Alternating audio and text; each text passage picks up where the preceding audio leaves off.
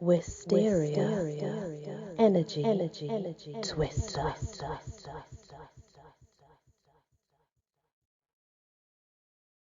Hello everyone, welcome back to my channel and the Encyclopedia of Fairies. We're now on M. The first one is Mab, and Mab's a character famous in Shakespeare's works. Mab was queen of the diminutive fairies in the 16th and 17th centuries. According to Shakespeare, she is the fairies' midwife, punishes lazy maids, encourages dreams and lovers, and travels in a chariot drawn by insects. Mab appears in various literary works throughout the centuries, has become popular in recent urban fantasies. The next is Manannan. Manannan is a deity who is often associated with the otherworld and in mythology rules over the otherworldly kingdom of Magmeln, Tir Dinigia.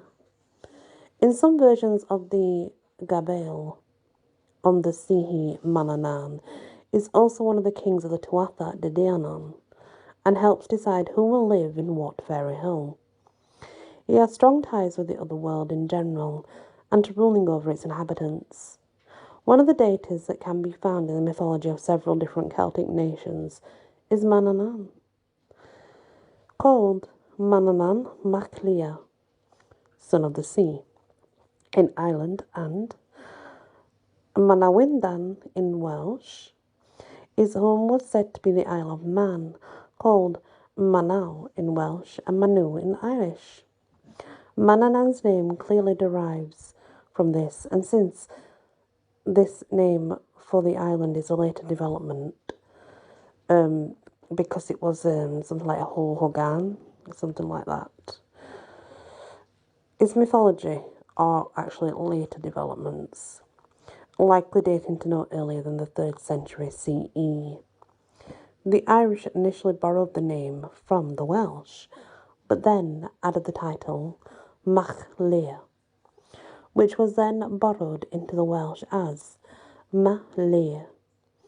This demonstrates the composite nature of Manannan that has developed over time as the culture shared mythology back and forth.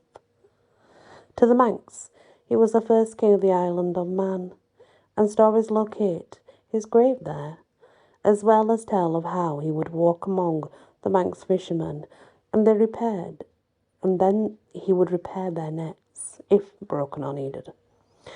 Manannan's appearance is described as being that of a handsome warrior. Manannan's wife is found, a peerless beauty who at one point had an affair with Cuchulainn, until Manannan used his magic to make Cuchulainn forget all about her and return to his own wife, Ima. It is said that Manannan travelled to the mortal world to Father Mungan, a prince and hero, and under the name of Obysiu, he may have fathered the Con Machini sept of Leinster. There are many stories about his various sons and daughters, who are usually treated as minor characters. They're sort of known as the children of Ain, although some sources list her as his wife. Manannan was originally said to live on the Isle of Man, a place which was seen and near mythical in Irish stories. Later his home shifted fully into the other world, to Imhiln. The Irish described Imhiln in rich detail as a sacred place, an island held up by 4 silver legs or pillars on which grew magical apples, which gave the island the full name of Imhiln Havelach, of the apples. Other names for his domain include Magmiel, the pleasant plain, Tir Tanigir, the land of promise. Each of these names and associations reflect the connection between Manannan's realm and the other world. To the Welsh, Manannan, or more properly, the Manawyddan, was a skilled craftsman and a trickster deity. To the Irish, however, he was seen as a lord of the waves, to whom the ocean was like a field of solid land, as well as a master magician and god who could control the weather.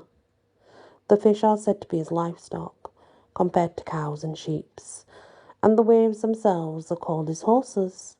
His most special horse is Enbar, waterform, which could run over sea as if it were solid land.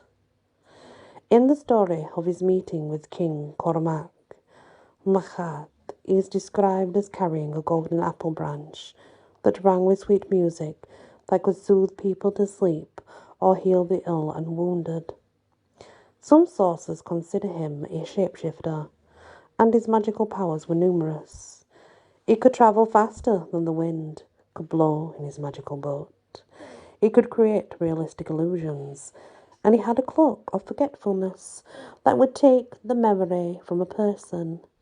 It was this cloak that he used to cause Cuchulainn to forget, found in the story of the only jealousy of Ainma. The next is the Mahran. A Mahran, or singular Ma, appear at night, attacking people who are sleeping by paralyzing them and causing extreme fear and nightmares. Their name is the source of the word nightmare word. Yep, nightmare. Nightmare is the Ama that comes at night. Mar is the Old English form of the Germanic word ma. I will use ma and maran throughout to avoid any confusion with other meanings in English for the word mare. Although maran are a distinct type of being in their own right, the name for this type of fairy is usually translated as goblin, night goblins, incubi, establishing the way that they have been generally understood historically. So they went from mare to maran, maran, meran. They've been called many things, but yeah, they're also known as night goblins or incubi. Like many other kind of fairies, what exactly they are is not always clear. Whether or not they are fairies can be debated. Briggs in a dictionary of fairies acknowledges their place in folklore under the names Mara, Mera, but considers them demons. Further complicating matters in folklore, some Maran are human witches who can purposely or accidentally spiritually travel to other humans at night and affect them. Maran can be confused with a variety of other nighttime beings who act in a similar way, and sometimes with elves. This confusion may indicate that Maran can be a distinct group as well as a more general category in which other beings, including malicious human witches, may be included. Historically, however, they've often been categorized with goblins and occasionally conflated with elves, indicating that they belong among the fairy horde, at least tangentially if you look at it that way. Just as Alpha were originally all male beings, the Maran are always seen as female. A male can be captured if a person being visited by her finds and blocks the exact place she entered the room. In folklore, it was said that they lost their powers if they couldn't leave as they had entered. In several stories, a man captured a mare and then married her. There's different versions of that story. It's fairy wife stories, actually. The mere wife would become like any other human woman in those stories, but like a Selkie wife, finding her hidden sealskin.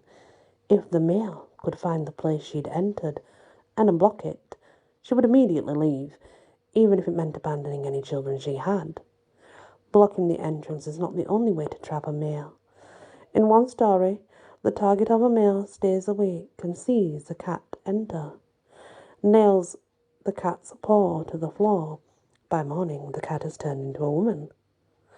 Mare usually attack individually, affecting a person in their sleep by perching on their chest. The presence of a mare causes paralysis and terror and has been associated with breathing difficulties, creating a feeling of pressure or weight on the chest. In folklore, they are known to kill both people and animals. They are explained today as sleep paralysis. This was once known in some sources as being hand-ridden or hold hag. Some people who are attacked by Maran also experience a sexual overtone in the experience, which is partially why the word was translated as incubi, and also possibly why they were associated with elves, who themselves were often associated with incubi. It should be noted, however, the elves are in this case, specifically the Anglo-Saxon LFA, were usually male, and the Maran were believed to be female beings, suggesting that we may indeed be looking at two different beings here with a similar method of attacking. This idea is supported by the Alaric Wall in his article The Evidence of the Maran, the Anglo-Saxon nightmares, in which he argues persuasively that Maran were in fact always seen as female, and the translation of incubi was an early confusion between texts and might more probably have been given as succubi. Because attacks by Maran were not uncommon in the past, there are many methods of dealing with them. Blocking the key off the door has one. Placing your shoes backwards, laces facing the bed, by the bed, and then climbing into bed backwards can protect you from an attack. Animals can be protected by placing a broom near them. Also, Maran, like many fairies, ghosts and spirits, can be warded off with iron, which should be placed near or under the bed, and a hagstone hung near the bed is also protective. A salve or powder can be made with herbs including lupin, betony and garlic. There are also a variety of charms to protect against Maran, such as this one, which uses a single hair of the person's head to mime tying up the mar while saying, "The man of might, he rode at night, with neither sword, nor food, nor light. He sought the mare, he found the mare, he bound the mare with his own hair, and made her swear by mother's might that she would never bide a night. What he had trod, that man of might."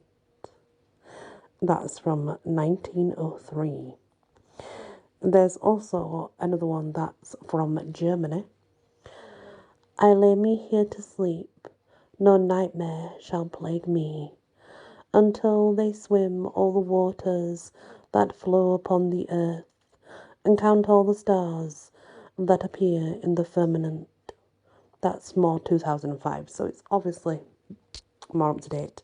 But anyway, if you're having sleep paralysis or night terrors or night paralysis, put an iron horseshoe above your bed. Should do it.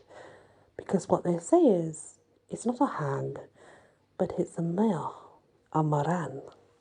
It's a fairy that's attacking you. So yeah, if you are having them, just give it a go, see if it works. You never know. Thank you for listening to this episode of the Faries, and many blessings. Wysteria. Energy. Twister.